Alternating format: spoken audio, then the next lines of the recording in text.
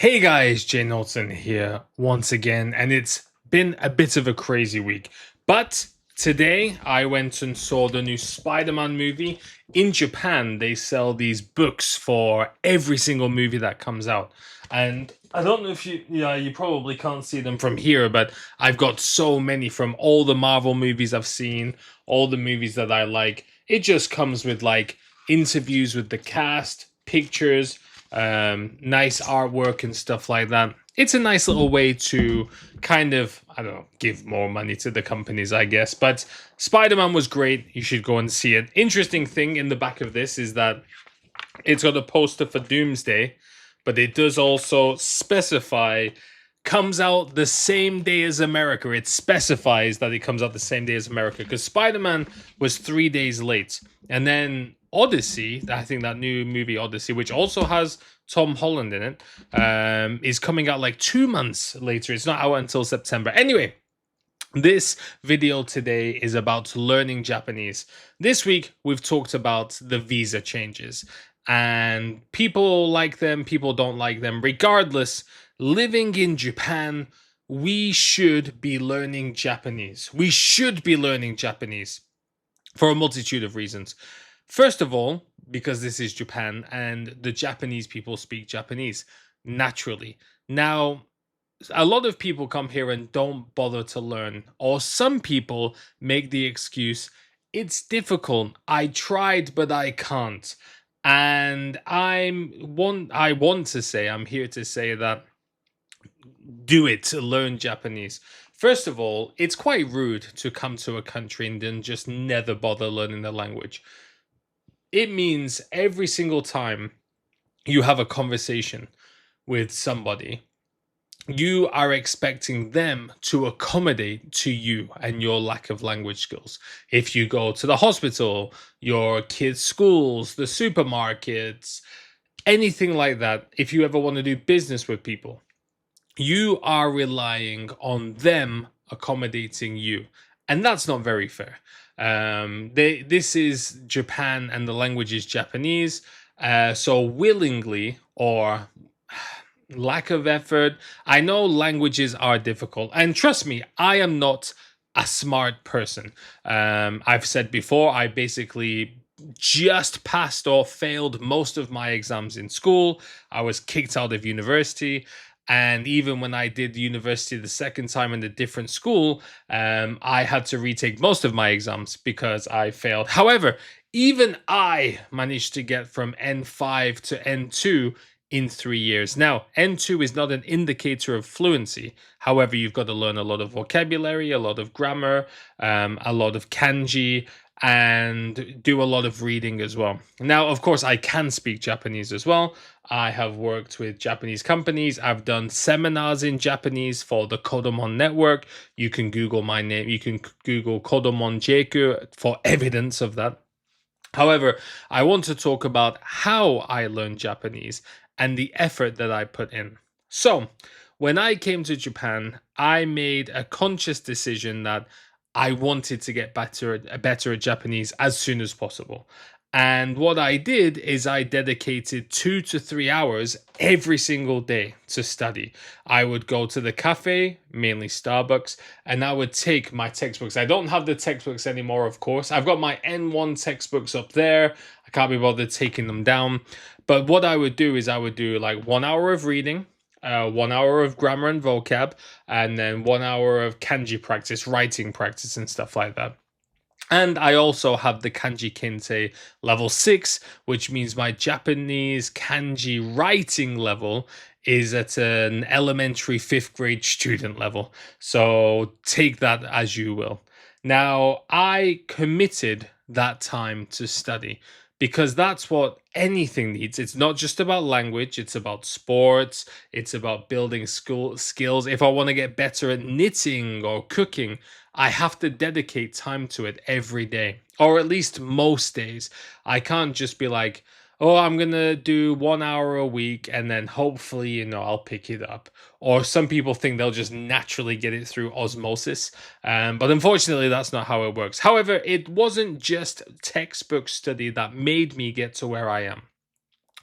A long, long time ago, before Japan had Netflix, you had to rent DVDs because Netflix came quite late to Japan.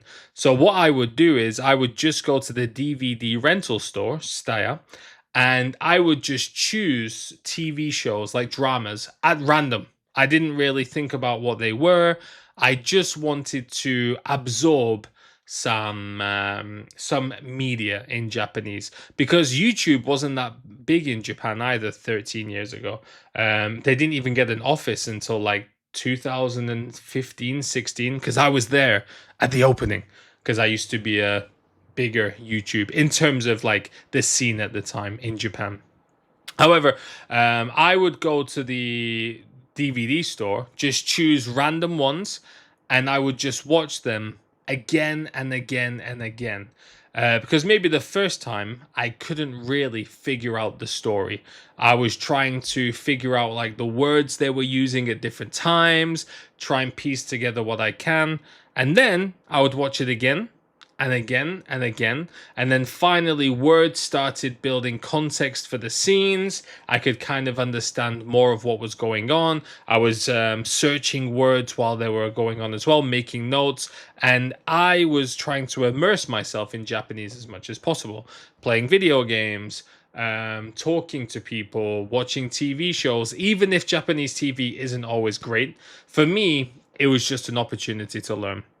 And immersion learning is so underrated because it's kind of like people make excuses not to do it, but to put your whole environment in that language for a certain amount of time, you are going to start picking it up as long as you're consciously trying to work things out. So that was my other way. The other way is that I would just go out all the time. I was always outside of my house if I was not working or watching stuff. I would just go to the local shopping mall. I would go out to bars at night. I would get pen pals and stuff like that. And I was just trying to communicate with people as much as I can. Now, I'm not the most social person in the world.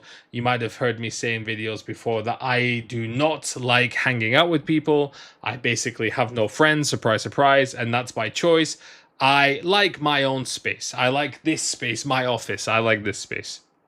I like just watching YouTube or, playing PlayStation or something like that. I just like being there. But for the purpose of getting better at speaking, I would force myself to communicate more. And then I would take things like little translation jobs to practice how to change English to Japanese or change Japanese to English. Was I the best translator in the world? No, I wasn't. But practice is practice. Now, I don't really like the excuse that I'm not good at studying languages because some people are really, really good at studying languages, but it does take time as well. What is it? It takes like 10,000 hours to master something, and you do need a lot of hours to study. When I hear people say they've tried to study, but then I see what they've done to try and study, it hasn't really been an effective way to study. It's kind of like when I used to use textbooks to study in Starbucks, I would also take a notebook and I would make memos of everything or write notes. Now, that's kind of a dying thing to do because now a lot of people rely on AI and think AI is the answer. The problem with AI is it's kind of subconscious study because you might be searching things and getting the information, but you're not converting that into practical skills or practical learning. It's fine to like kind of use AI to create flashcards, but if you just create the flashcards, do some flashcards, you're not gonna master Japanese that way. You could just buy some flashcards. I haven't really seen people use AI to use like them in an effective way to learn a language. It always seems like they're just trying to build something cool to sell rather than to actually learn. And the AI chatbots, they're fine, I guess, but just because you can talk to a computer doesn't mean you can talk to a human. And that's why I can still make money as an English teacher online, because no matter how much people try and talk to AI, they still can't communicate with an emoting human face. So until AI gets better at doing that, I'm safe for now. But yeah, so it's basically just every single day going for it. Now that I can speak Japanese, and I know Japanese, it's how do you get higher than that? And what I do now is I try to study for qualifications in Japanese. I got the Kosodatte Shiem. I took the Chinese HSK exam, level 1, level 2, level 3, in Japan, in Japanese. So I took a Chinese exam in Japanese. And now I'm studying for the financial planner exam. This is level 3. And this is great because you learn all about the different systems, about insurances, about pensions, about savings, about the NISA system. This is really, really interesting. This is about becoming like working in real estate. Now, I'm not interested in working in real estate, but it's just a way to absorb new vocabulary, and it's done in a cute manga way. So it's quite fun. And then I tried to read actual books. So this is Harry Potter in Japanese. I'm using my daughter's old medicine bag as a bookmark. I'm like 100 pages in, but it's also good to force yourself to try and absorb. Now, I know some people don't like Harry Potter. I've never watched the movies. I don't really know anything about it, and I don't know anything about J.K. Rowling, really. I've seen news. However, Harry Potter is obviously very famous. It's very famous in Japan as well. So I thought I should give it a read. And I've also read other books in Japanese too. So those are the kind of ways that I've studied Japanese. And again, I do want to stress for your lifetime living, for your life in Japan, you should be studying Japanese. Even if you meet a partner who can speak English, you're going to be living your life relying on them communicating with you, which means like if you get into arguments, if you have serious conversations, you're forcing them to really struggle to get everything they want to express out as well. It's better to try and find some balance in the middle.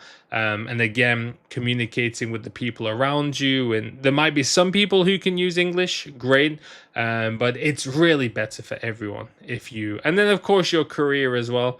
I managed to get my job as a principal because I could speak Japanese, because even though it was an international preschool, all the government work, all the company work was all in Japanese. All the documents, all the subsidiary paperwork, all the management documents, it was all in Japanese. The meetings were all in Japanese, so I still needed it. But yeah, guys, if you have any questions about learning Japanese, of course, throw questions my way. But thank you all for watching. Have a great weekend, and I'll see you next time.